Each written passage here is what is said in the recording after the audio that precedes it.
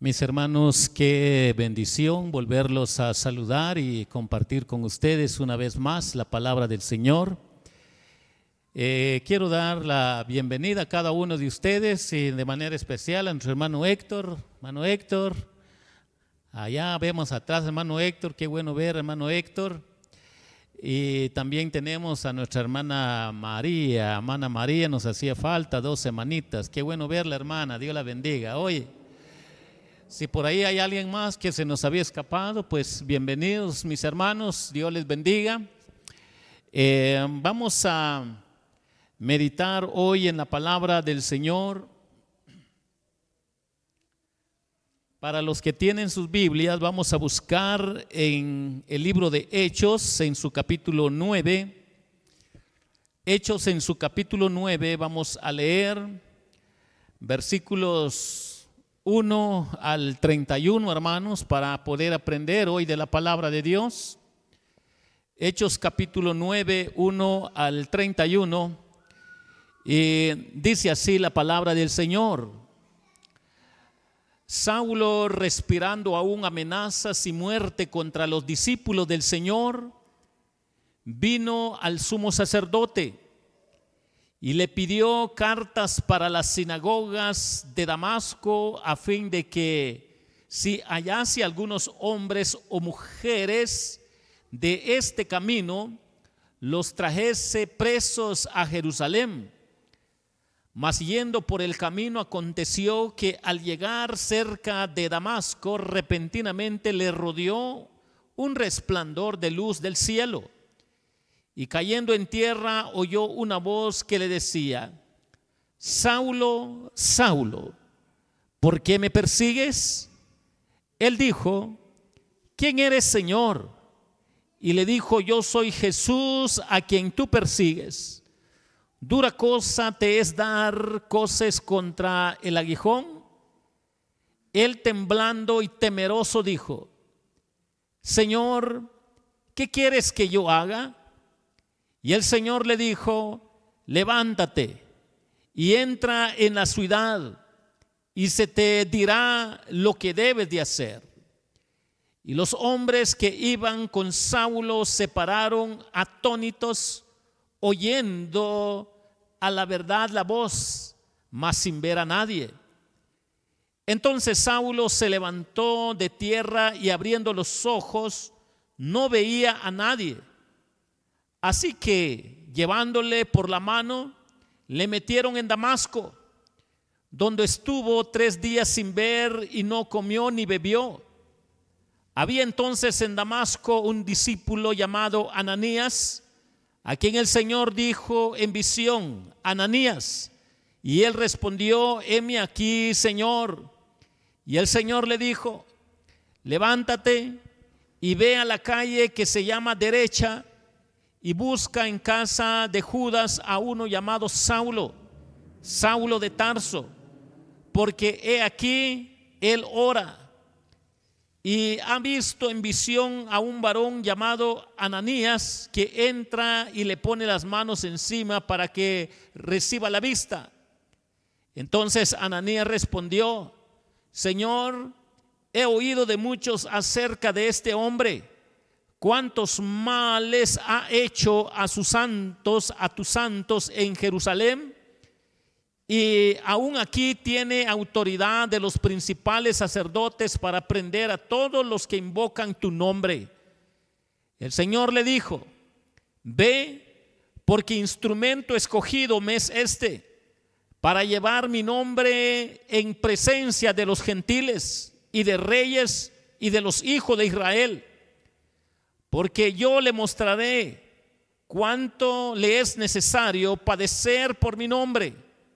Fue entonces Ananías y entró en la casa, y poniendo sobre él las manos, dijo: hermano Saulo, el Señor Jesús, que se te apareció en el camino por donde venías, me ha enviado para que recibas la vista y seas lleno del Espíritu Santo.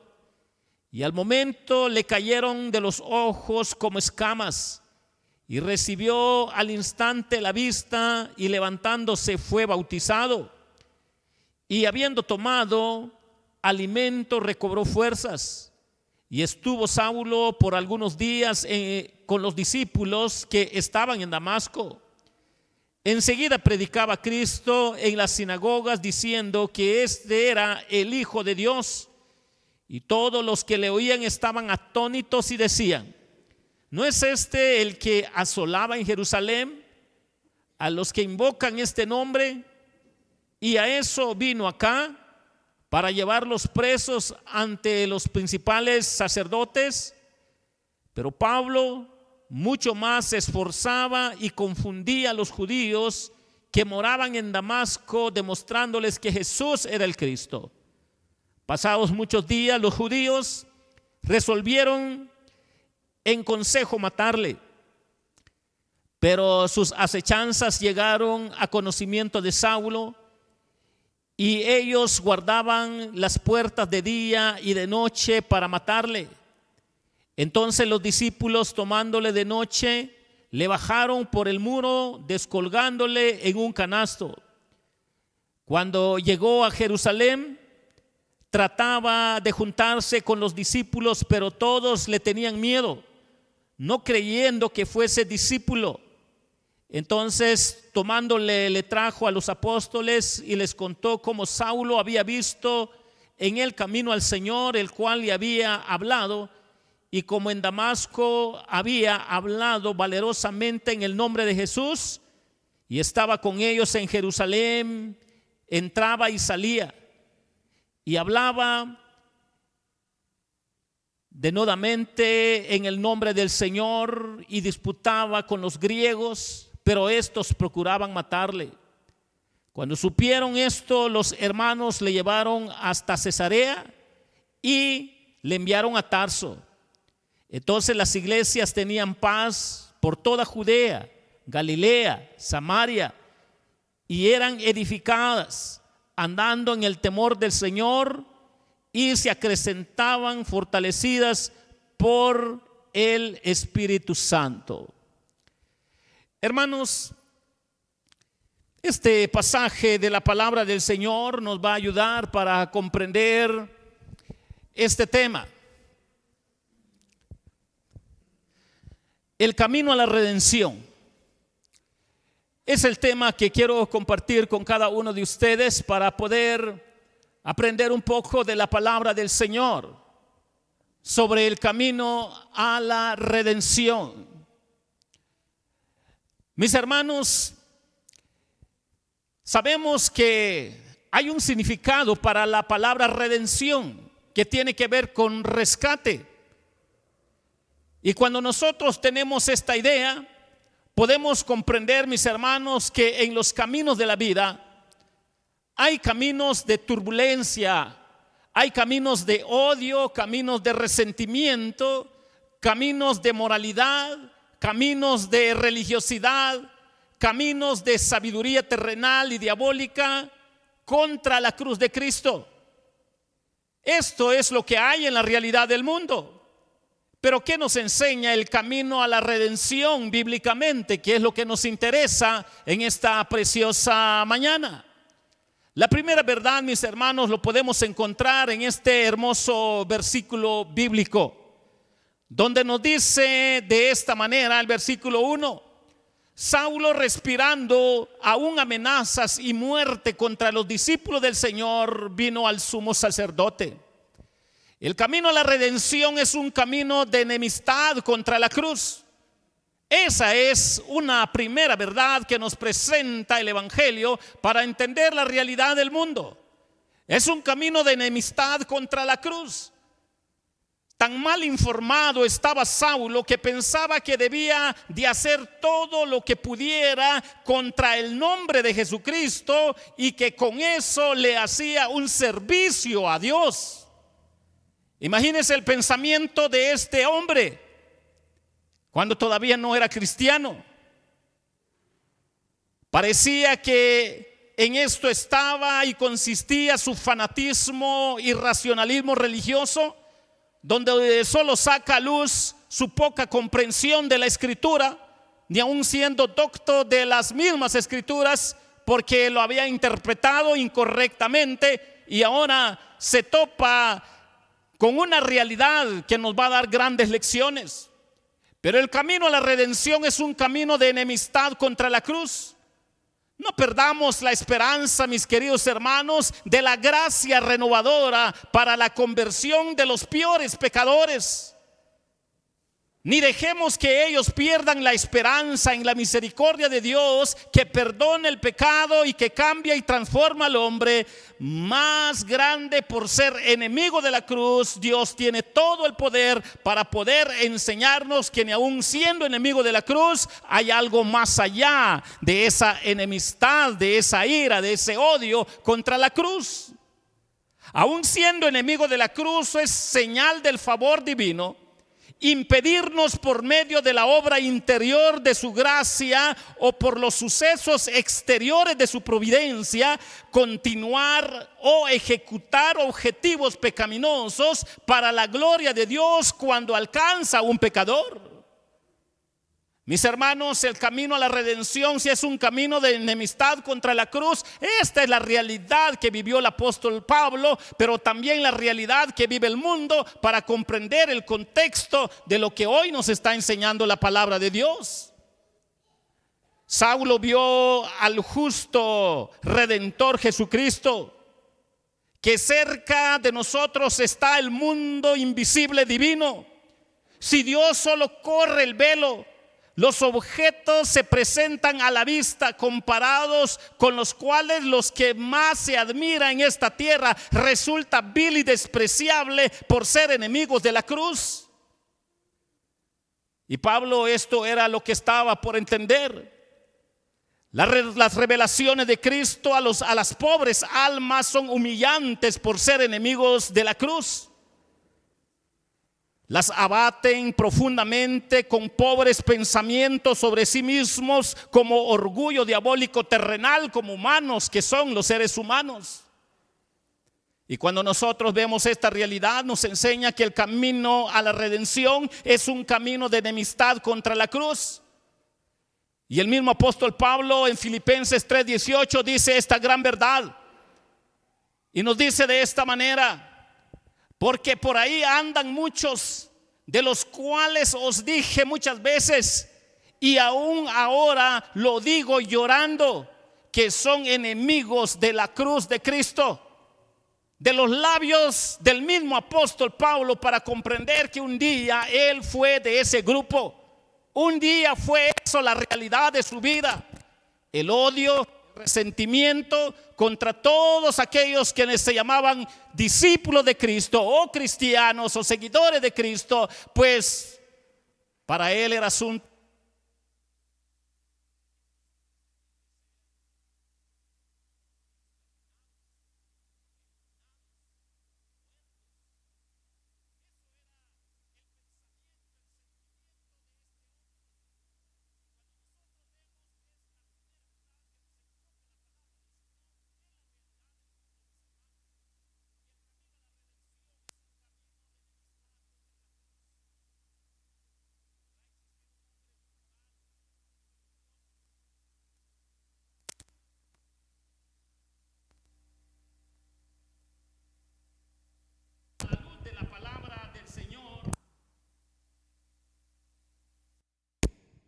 ¿Cuánto el Señor nos lleva a la reflexión para darnos cuenta que es la realidad de todos de los que estamos acá?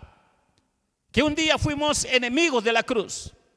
Un día vivimos en esa realidad. Unos vienen con diferentes problemas, pensamientos, humanismo, religiosidad o moralidad. Pero solo cuando entendemos esta gran verdad nos ayuda a comprender, mis hermanos, que así es la realidad del mundo y así vive la iglesia. El camino a la redención es un camino que nos enseña esta gran verdad contra la cruz. Un día la iglesia también fue enemigo de la cruz.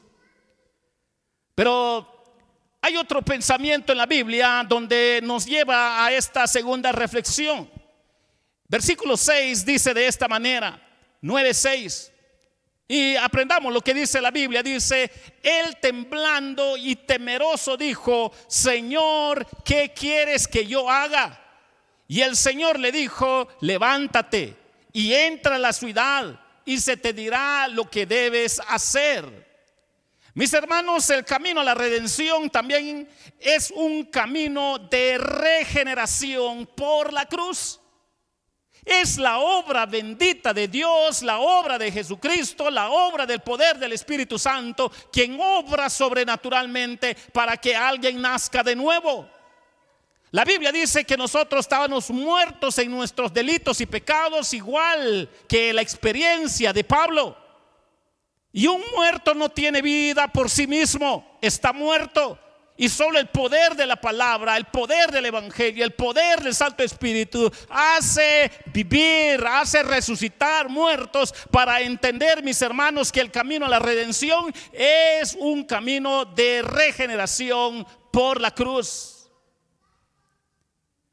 Mis hermanos, una buena obra fue comenzada en Saulo cuando fue llevado a los pies de Cristo con estas palabras: Señor, ¿qué quieres que yo haga? Nunca Cristo dejó a nadie que llegara a este punto. Contemplemos al fariseo orgulloso, el opresor despiadado contra la iglesia, el blasfemo atrevido contra Cristo, orando. Supuestamente sus oraciones eran para agradar a Dios, confundido, ciego, que no entendía la esencia del evangelio. Aún ahora ocurre lo mismo con el infiel orgulloso o el pecador abandonado por Dios, porque la Biblia dice que la ira de Dios está puesto sobre aquel que no ha nacido de nuevo.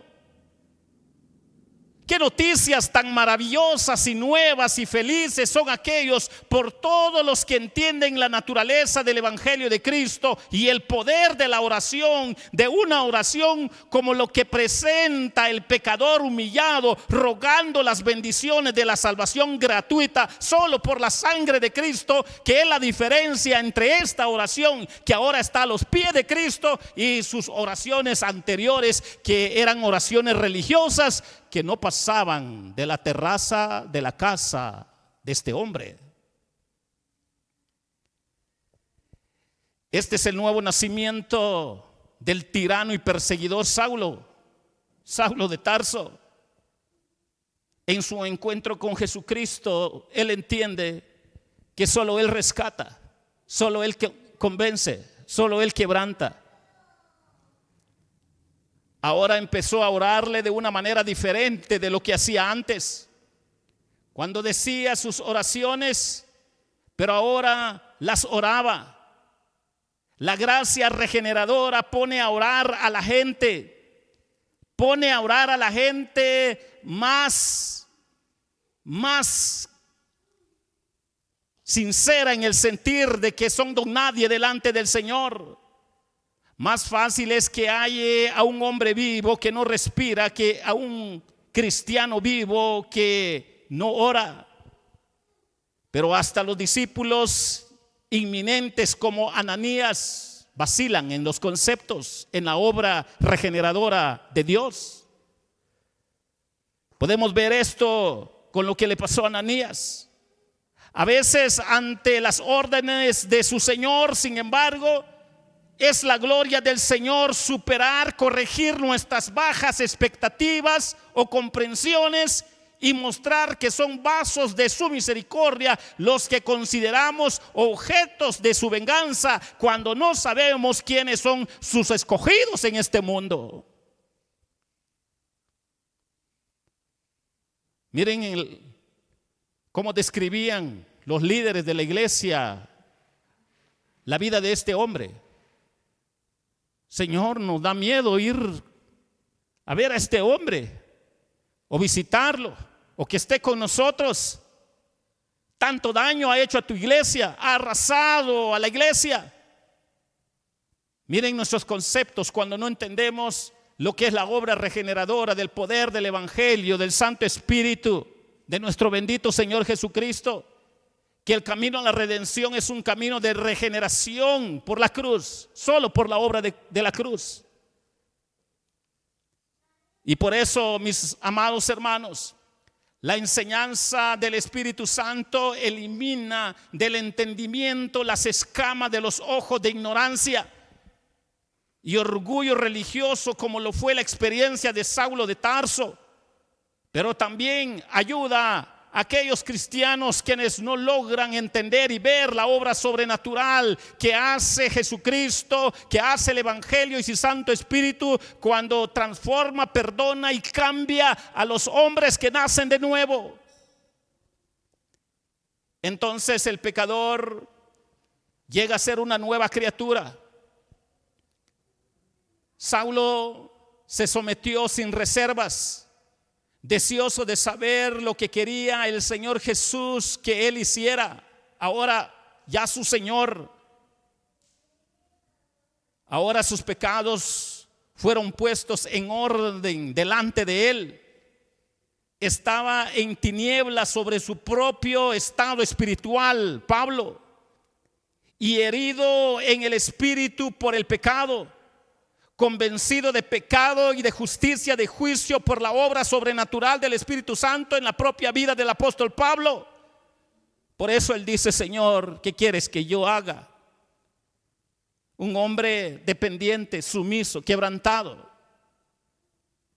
Mis hermanos, cuando el pecador es llevado a una percepción adecuada de su estado y conducta pecaminosa, se arroja totalmente a la misericordia del Salvador, preguntando siempre: ¿qué quieres que haga, Señor? Eso es lo que sobresale en su vida. Y entonces nos ayuda a comprender lo que el mismo testimonio del apóstol Pablo dice en Efesios 2:16. Las propias palabras del apóstol Pablo lo dice de esta manera: y mediante la cruz reconciliar con Dios a ambos en un solo cuerpo, matando en ella las enemistades. Dios, a través de Jesucristo, del Evangelio y de la obra sobrenatural del Espíritu Santo, tiene el poder y tenía el poder para regenerar, transformar, perdonar hombres desde el Antiguo Testamento, como ahora estaba pasando con el apóstol Pablo, incluyendo a judíos, pero también alcanzando a los no judíos, para comprender que los propósitos del Señor son perfectos, mis hermanos, que glorifican su nombre. Y por eso el apóstol Pablo da este testimonio: y mediante la cruz reconciliados con Dios a ambos en un solo cuerpo, matando en ella las enemistades. Que el Evangelio es para judíos y no judíos. Y esto entonces nos ayuda a comprender lo que nos ha enseñado la palabra de Dios, que el camino a la redención es un camino de enemistad contra la cruz, pero también es un camino de regeneración por la cruz. Y nos lleva a otra gran verdad para terminar, mis hermanos, Hechos 9:15. Y escuchemos qué dice la palabra del Señor. Dice en Hechos 9:15: el Señor le dijo: ve, porque instrumento escogido me es este para llevar mi nombre en presencia de los gentiles y de reyes y de los hijos de Israel. Mis hermanos, aprendiendo sobre el camino a la redención, la otra verdad que encontramos acá es que es un camino de llamamiento apostólico. Sabemos que en la Biblia hay ministerios, y sabemos que el ministerio apostólico estaba abierto en los primeros 100 años de existencia de la iglesia, hasta que murió el último apóstol. Es interesante ver, mis hermanos, que después de que murió Juan, el último apóstol, el discípulo amado, Juan, que murió entre el año 95, 100 años por ahí, el que escribió Apocalipsis. Si nos vamos a toda la reseña histórica de los líderes que quedaron en los siguientes 100 años, en los siguientes 100 años, en los siguientes 100 años, por lo menos tomando unos 700 años, nadie tuvo el nombre de apóstol, jamás. El último apóstol fue Juan. Pero cuando estamos hablando de que es un camino de llamamiento apostólico, acá Dios hizo este llamamiento apostólico porque estaba abierto el canon bíblico. Y nos ayuda a comprender, mis hermanos, la razón del por qué Pablo fue el último de los apóstoles, como testimonio que él mismo da. Yo soy el último de los apóstoles. No lo merezco porque fui perseguidor de la iglesia, dice el apóstol Pablo. Pero esto nos ayuda, mis hermanos, sobre nuestro tema, que el camino a la redención es un camino de llamamiento apostólico por la cruz. Cuando entramos en el camino de Dios debemos esperar pruebas, pero el Señor sabe librar al santo y también dará junto con la prueba la salida cuando hay un llamamiento santo ministerial, porque Dios sabe sostener a quienes Él ha llamado. El llamamiento apostólico hace sospechar demasiado de aquellos en contra de los cuales tienen prejuicios contra la cruz de Cristo. Y de este mundo abundan, el mundo abunda sobre los conceptos de prejuicio que tiene contra aquellos líderes quienes han sido llamados por Dios en el orden correcto. Pero también a veces la iglesia es tentado a caer en estas formas de pensamiento y que también no agradan a Dios. Porque a pesar de que ya no hay llamamiento apostólico para el día de hoy, pero sí está todavía la base ministerial. Dios llama a pastores, misioneros, evangelistas, maestros, para que entendamos, mis hermanos, que a la luz de la palabra del Señor estamos aprendiendo que el camino a la redención es un camino de llamamiento apostólico por la cruz. El mundo está lleno de engaño y es necesario ser cauto, pero debemos ejercer caridad en medio de esta controversia que hay en el mundo. El Señor esclarece el carácter de los creyentes verdaderos, los une a su pueblo y a menudo les da oportunidad de dar testimonio de su verdad en quienes fueron testigos de su odio. Pablo tuvo este llamamiento apostólico para ser enviado hacia los gentiles. Y no cabe duda que hubo un momento que más de alguna vez alguien se encendió contra la palabra de Dios, contra las enseñanzas de Cristo. Mis hermanos, ahora Cristo se apareció a Saulo y le mandó que saliera rápidamente de Jerusalén porque debía ser enviado a los gentiles. Los testigos de Cristo no pueden ser muertos mientras no hayan terminado sus testimonios en este mundo de tinieblas. Las persecuciones que vinieron fueron soportadas no por la fuerza natural del propio hombre llamado al ministerio, sino por la obra divina en ellos. Al ver el historial de cada apóstol, todos murieron testificando de Cristo, a excepción de Juan el apóstol. Nos ayuda a comprender, mis hermanos, que fue la obra sobrenatural del evangelio que los sostuvo para morir fieles por Cristo. En el llamamiento apostólico Dios dirige al pecador humillado. Notamos el alma es profundamente comprometida con las cosas eternas.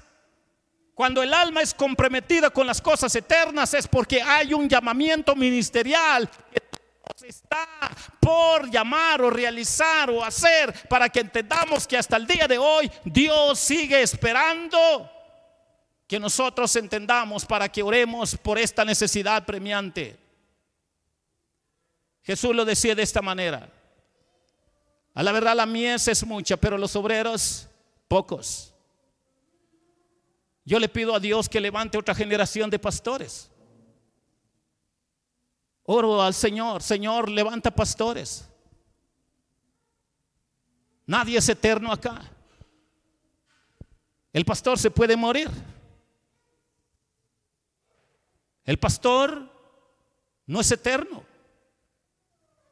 Y tenemos que orar, porque tenemos la responsabilidad del Señor, Pero esta es la gran verdad que hay acá, que en el llamamiento apostólico Dios dirige al pecador humillado. Notamos el alma es profundamente comprometida con las cosas eternas y está dispuesto a morir por causa de Jesucristo. De todos modos, los que sufren son bienaventurados, los que siembran con lágrimas, porque cosecharán con gozo, dice la palabra del Señor. Esa es la promesa del Señor. Y quiero terminar con este texto que nos enseña 2 Timoteo 1:11, que también viene del propio testimonio del apóstol Pablo para entender sobre nuestra lección, nuestro tema. El camino a la redención es un camino de llamamiento apostólico por la cruz. Y 2 Timoteo 1:11 dice: del cual yo fui constituido predicador, apóstol y maestro de los gentiles. Miren cómo lo revela la palabra de Dios. Por eso, mis hermanos, hasta el día de hoy tenemos que orar, porque viene.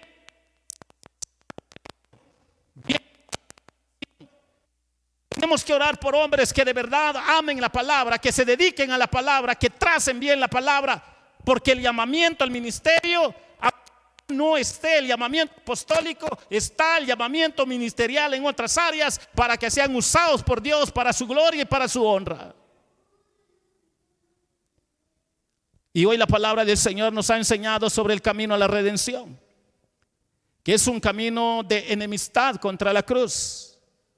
También es un camino de regeneración por la cruz. Y es un camino de llamamiento apostólico por la cruz. Si entendemos esto, mis hermanos, estamos haciendo la voluntad del Señor cuando oramos, pidiendo al Señor que entendamos sobre el camino a la redención. Que estamos acá por la gracia de Dios, porque un día éramos enemigos de la cruz, llenos de ira o de odio contra la cruz.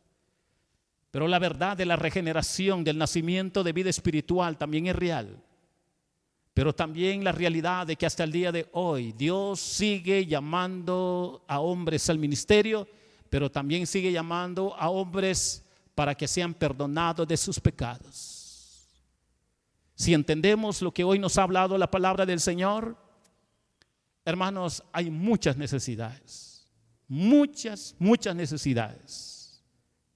Y hoy la palabra de Dios nos ha llevado a esta reflexión: el camino a la redención, que es un camino de enemistad contra la cruz, es un camino de regeneración por la cruz, pero también es un camino de llamamiento apostólico por la cruz.